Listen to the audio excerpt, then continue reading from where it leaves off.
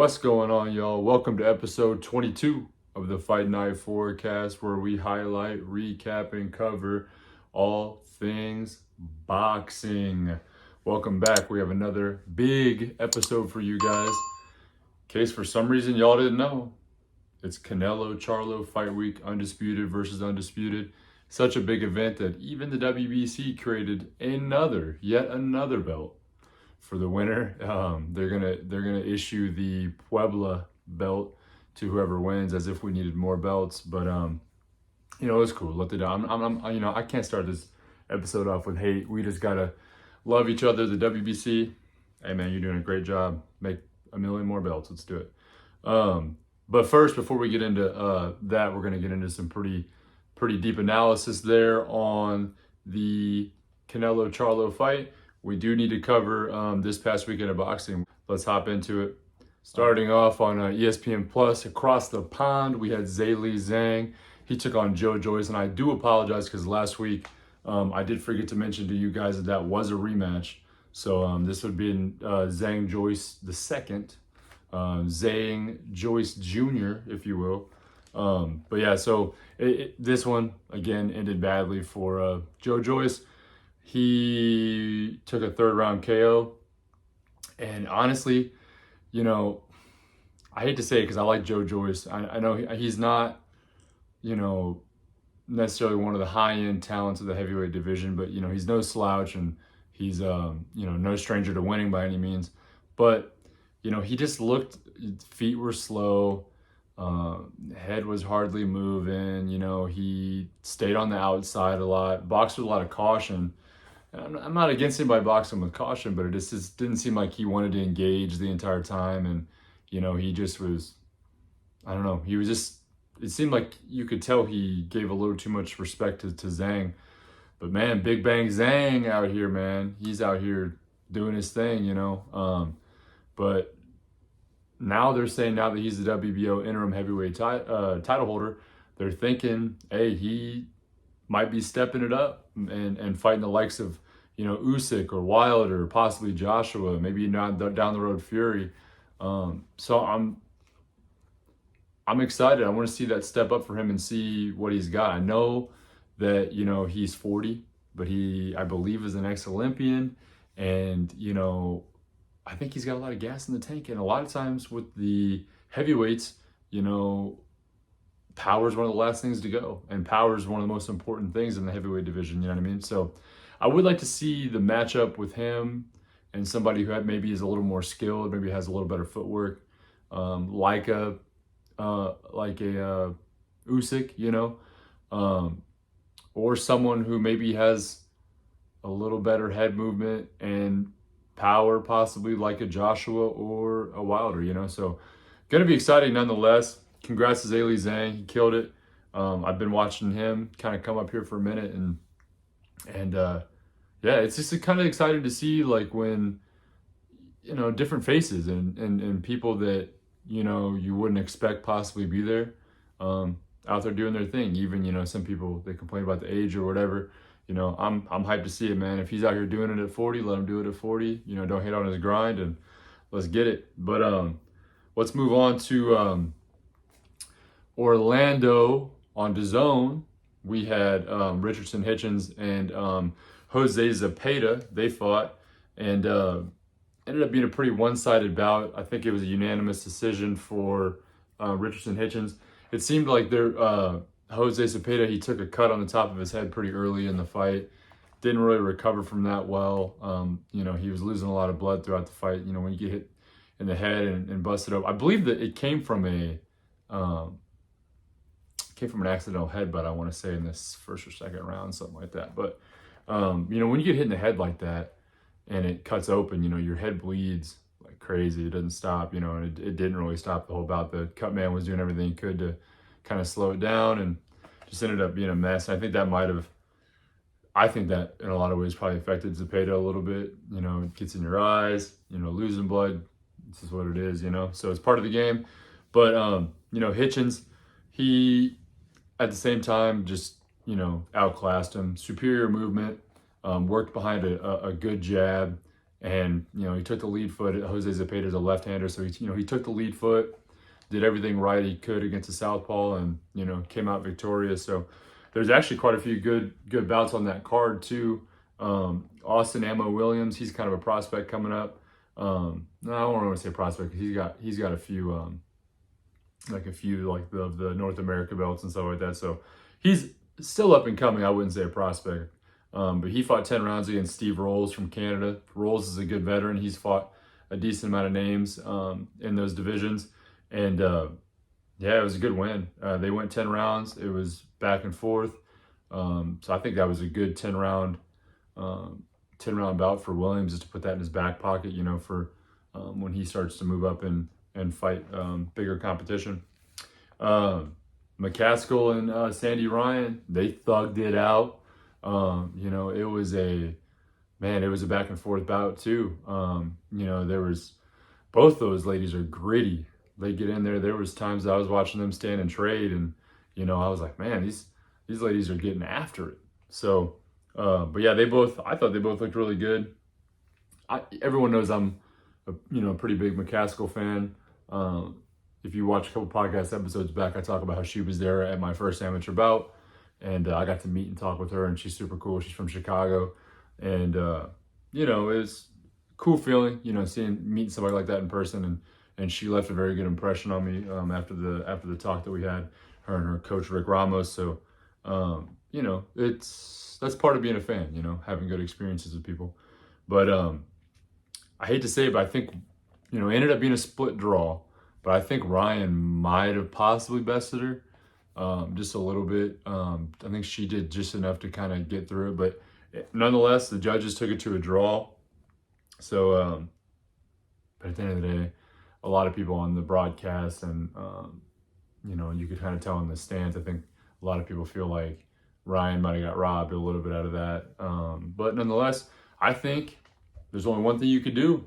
You get a draw, and you got people that think that one person won. Let's run it back. Run it back and see what happens, you know what I mean? That's the best thing you can do to solve the dilemma. So, yeah, let's get after it. Let's see if we can get that rematch made. On the co-main event, we had Conor Benn making his return after all the allegations of PEDs and all that stuff. And I'm pretty sure, if I'm not mistaken, he still can't fight in Britain because of that he's suspended. So that's why I think he came over to the U.S., because he was able to get approved over here to fight, which a lot of people are a little about the fact that he can come over here and fight whenever he's still suspended in another country. But what can you do? That's above our pay grade. And he fought Orozco, and this Orozco guy's no slouch, and this fight just proved it. People are kind of hating a little bit because they're like, now Conor Benn, this past 3 or 4 fights have been, uppercutting his opponents to the moon, right? And just getting him out of there, knocking him out of the ring. And this fight, he seemed a little more human. And this is supposedly his first fight back off of the PEDs, not eating the super eggs, as everybody was saying. So makes you wonder a little bit. He did look a little more human, I thought, when I was watching the bout. But it could just be because Orozco's that good too. Orozco had a crazy good chin, just eating him. Because Ben was still landing good punches and he still looked sharp. It just seemed like, and I felt like this way too. I felt like every punch that Ben threw, before his layoff, just seemed like every punch he threw was just like through the guy. You know what I mean? Just like, every punch he threw had power. Every punch he threw had speed. There was no like throwaway punches with Ben, And this time it just seemed like he was a little more, human, I guess. He kind of got tired out a little bit. He fought on his back foot a lot this fight. And this could be partially just because of he's had an 18-month layoff too. And that has a lot that has a lot more to do with it than people want to imagine. But I don't know. I thought it was pretty good. I'm glad to see him back. I'm glad to see him, hopefully clean. But yeah, shout out to Roscoe, dude. He definitely just bought himself some bigger fights with that. He just, relentless pressure, came forward. There was even times where I'm like, I think he might be out on his feet. You know what I mean? Like that's how many shots he took. And but he, took it well, kept moving forward, gave Conor Ben a test. And like I said, people were kind of hating and they're saying like, hey, Conor Ben's not the same, but it might have just been a very durable opponent he had. You know what I mean? So we have to kind of factor that in with the layoff or whatever. So yeah, we'll be excited to see what's next for Conor Ben.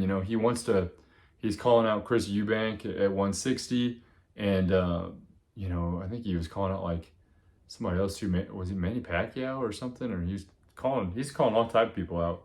No, it was Triple G, Gennady Golovkin. He was calling him out, wanting to fight.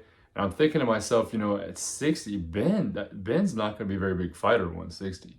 And I think now that, he had this showing against Orozco or whatever, that might show like, hey, maybe you need to stick to 147 and see what we're doing there. Like let's explore some more of the competition there before we just jump up and try to fight at 160. I know there's a little bit of history between him and Eubank, with their dads fighting in the past and all that stuff. And, they were actually scheduled to fight when the PED allegations came out. So, there's a little bit of history there, and I do eventually want to see that fight. And I'm not sure I know Ben seemed like he kind of struggled to make that weight last time. So, or not Ben, rather, Eubank kind of struggled to make that weight that last time. So it might have to be 160. So we'll see how it goes. Either way, I think it is going to be really good. And yeah, so let's see what's next for Ben. All right, let's get into it. What y'all have been waiting for. Canelo and Charlo. Let's go into a little bit of analysis on that. I have 3 keys for both guys winning. The 3 keys I believe that Canelo is going to need to beat Charlo, and the 3 keys that Charlo is going to need to beat Canelo. So, but first, before we get into that, let's go into they had last week released the 3 judges for the bout. We have Max DeLuca from California, David Sutherland from Oklahoma, and Steve Weisfeld from New Jersey. And honestly, in my head with that, I feel like those are 3 pretty solid officials. No red flags like immediately pop up in my head, like maybe like like a Dave Moretti or whatever, where he scored that 10-10 round when Davis knocked down Garcia, and just like stuff like that. So nothing really popped up as a huge red flag to me, reading those off. And the ref is Harvey Dock. I like Harvey Dock. He does a really good job. Very firm ref, doesn't interfere too much, because you know how it is. There's some refs that like, boy, you would think the ref was fighting the way they, you know what I mean? Like the show is about the ref, the way they get in there, you know what I mean? And they're like, talking too much, stopping everything. So, and I'm all for the ref getting in there and communicating what they need to communicate. But you know how it is. There's some refs that they stop it too much. They get in there way too much. And Harvey Dock is just a very firm, has a long list of big bouts that he's been in. So it really should be no issue ref wise, I do not believe. But yeah, and the ring, I believe, is standard size 20 foot. I wasn't sure how big they were going to make it, because I know Charlo's a little bigger and he might want to move a little bit. I wasn't sure if they were going to try to go like a Billy Joe Saunders size ring. I think they did like a 22. But man, like that last bout that we saw with Canelo and Ryder, I'm pretty sure that was like a 16-foot ring. I mean, that was a small ring. Neither guy moved that much. It was a lot of standing and trading. But yeah, I was wondering what size. But I did a little bit of research into it. I didn't see anything like that stood out saying a certain size ring, so I assume that they're either in a 20-foot or an 18-foot ring, one of the two, which is pretty standard for most boxing bouts. So if y'all see anything anywhere that says otherwise, let me know in the comments. Tell me I'm wrong. But so I'm thinking it's either 18 or 20 feet. But I will say this: people are hating on Canelo, saying he's declining and he's over the hill and whatnot. But I really do think that this time around, it seemed like, I watched the All Accesses and I've seen a lot of like the open workouts and media and stuff. And it seems like Canelo is happy, and Canelo is training at a higher level than he has been able to in the past. You know, he's got his hand fixed now finally, and he's mentioned that a couple times in the media where he's like, yo, I'm finally training without a lot of pain, you know, and I think that's going to be huge, you know. And it just seems like when he's in camp, he's kind of like, he's back to like the old Canelo where he's like, you know, he's smiling in camp and antics and a little bit of everything, you know, but he obviously he's a very serious person, but you know, it's good to see. It seems like he's not fighting through camp. It seems like he was, you know, actually able to focus on what he needs to do instead of like getting healthy, right? So I think that's going to be great. Let's get into Canelo's 3 keys to victory against Jermell Charlo. So number 1, I think he's going to have more head movement than he has in the past few fights. You know, these past 3 or 4 fights, you could say, has been a lot of like Canelo using a high guard, just moving in, moving forward. You know, he's ate a lot of shots, you know, and we're not used to seeing that with Canelo, right?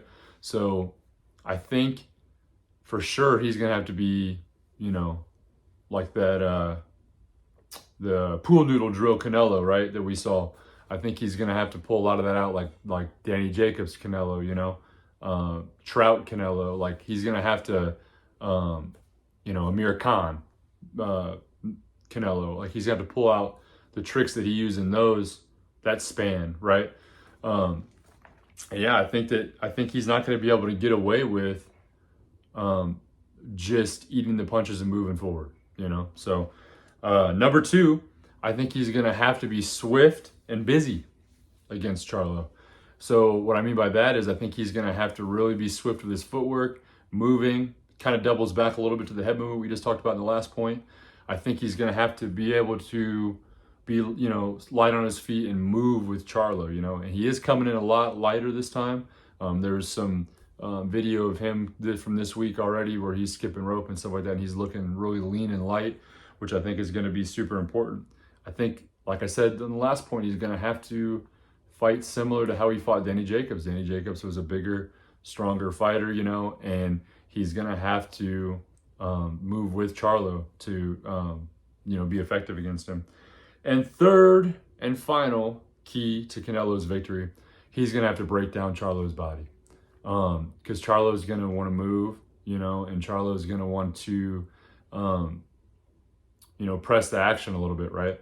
So I think that if he breaks down the body of the bigger, stronger fighter, you know, it's gonna make Charlo's hands drop a little bit more, right?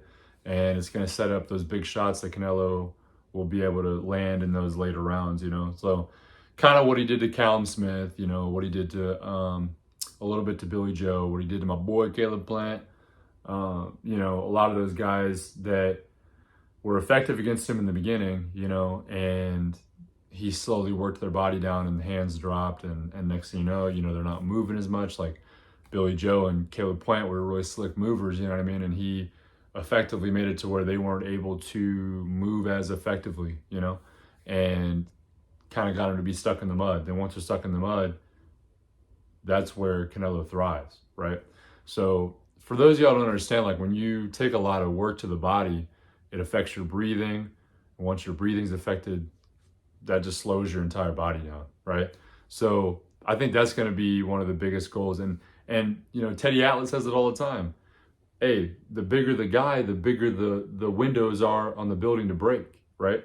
So Charlo is a little bigger than he is, taller. That's a lot of body that Canelo is going to be able to work.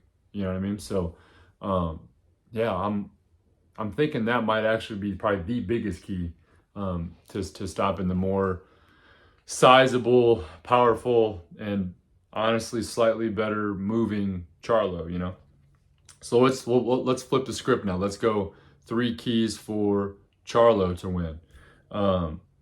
I think it's going to have to be, number 1, an active jab. He's going to have to work behind that active jab.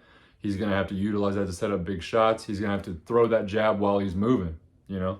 And, you know, he's got a little bit of a longer reach, obviously, and the jab, that's your longest punch, you know. And I think he's going to have to score a lot of points with that jab. So, number 2, he's going to have to get ahead early. We all know that Canelo has a tendency to give away a lot of earlier rounds. And I think that we saw that in the Billy Joe Saunders fight. We saw that in the Caleb Plant fight. You know, and there's a lot of fights that he kind of gives away, you know, those early rounds. Obviously, he doubles back and makes corrections, right, and finishes it. But he's gonna have to win those early rounds. And then what's gonna have to happen is when Canelo starts Caneloing, like I was just telling you, hitting the arms, right, hitting the biceps like he did to Callum Smith, working the body like he did to Caleb Plant when he was in that shell, right? And next thing you know, them hands drop. You know what I mean? So when Canelo begins to Canelo, do his Caneloing thing, Jamal is gonna have to stick with it, right? He's gonna have to what was it? Jamal's gonna have to respond. He's gonna have to not break down, right? He's gonna have to continue to move. He can't gas out at this point, right? So he's got to bank those early rounds, just like what Bivol did. You know, Bivol took them early rounds. He's like, all right, bet I'm gonna take these early rounds. And then Canelo started trying to, you know, do his Canelo thing, coming there like a big bully, you know what I mean? And Bivol didn't let that happen. Jermel's gonna have to do something very, very similar to that. He's gonna have to win those later rounds also, right? He's gonna have to, or if he doesn't win them, he's gonna have to at least survive them, right? And respond. That's gonna be the biggest thing, is he can't just lock up and not respond, you know? So we'll see. We'll definitely see. I think that he's gonna, I think he has a shot. I think Charlo has a shot if he sticks to the game plan. He's got Derek James in his corner, which, you know, last year trainer of the year. Obviously, Derek James took that loss with against Terrence Crawford with Errol Spence, but you know, I don't think that you can hang your hat on that. You know, so he's got a great coach in his corner. I know Derek James has probably been running him through the ringer this whole camp. And yeah, I think it's going to be a great bout. I really do. You know, like I said, again, you know, everyone's been hating on Canelo, thinking he's declining, but his decline is better than most people's prime. Like declining Canelo now is better than some middleweights, super middleweights, 154 guys have ever been in their life, you know? And I will say this too, I have one bonus key for Charlo, and that would be to not let the moment get to him. You know, this is obviously the biggest stage that he's ever been on. I know he's won undisputed already against Castano, and that was a huge stage, right? But when you're in a Canelo fight, it's a different story. When that mariachi band starts playing, you know what I mean? And you sit there for like 4 or 5 minutes watching this whole Canelo production as he's coming out to the ring, that can get into your head. You know what I mean? And you look at him across the ring and he seems larger than life, you know what I mean? So I think that's my bonus key, and that might be the most important key, is that Charlo is going to need to stay within himself, right? Stay tight up here and not let the moment get to him. And I think he'll be all right. I think he'll be able to do that. But, you know, that's happened to some of the guys that Canelo's fought. They lost up here before they even got in the ring. You know what I mean? So, yeah, absolutely, guys. I'm excited for it. I know you guys are too. So yeah, let me know in the comments what your predictions are. Give me some shout if you let me know what you think. I'll give you mine real quick. I think that truly I think that Charlo has a chance, and I do believe that it could go either way. I'm gonna rock with Canelo on this one. I think I've seen a lot of his camp. I think that now he's finally healthy, and I think that he's been at this weight longer. I think there's a lot of odds stacked up against Jermell, and I'm not saying Jermell can't do it, and I'm happy either way. I think it's going to be a great bout either way. But I think that I think Canelo pulls it out. just on the fact that he just looks healthier, happier. He's 100%, and 100% Canelo is scary. Like what we've witnessed the past 3 or 4 fights, you know, has been like Canelo at like 70%. So, yeah, but I think at the same time, Jermell has so many attributes that could totally win him this fight. You know, size, length, you know, footwork, speed. Yeah, I mean, it's going to be a great bout regardless. And I think nonetheless, no matter what happens, as boxing fans, we're winning the fight. You know what I mean? We're winning getting to see that bout. So, yeah, but question of the week, let me know in the comments what y'all think, who you think is going to win. Let me know your predictions. You know, let me know if you think my prediction's trash, whatever. Hit me up in the comments. Haters are always welcome. It's a dangerous world we live in, but haters are always welcome.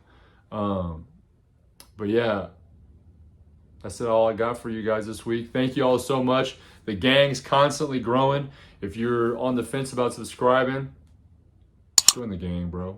We're just trying to do gang things out here, man. Like we're steady growing. Please hit the like button, comment, subscribe, post notifications if you want to be up to date on everything I post. I will be posting a Tipping the Scales Volume 2 for this. I've been kind of reserving it for bigger bouts, and obviously it's one of the biggest bouts of the year. So Friday, probably evening-ish, be on the lookout for a Tipping the Scales Volume 2 where I live react to the weigh-ins of Canelo and Charlo. So if you guys want to see my last-minute analysis and what I think about the guys on the scale and all that, maybe even a last-minute prediction change depending on how people come in looking, let me know.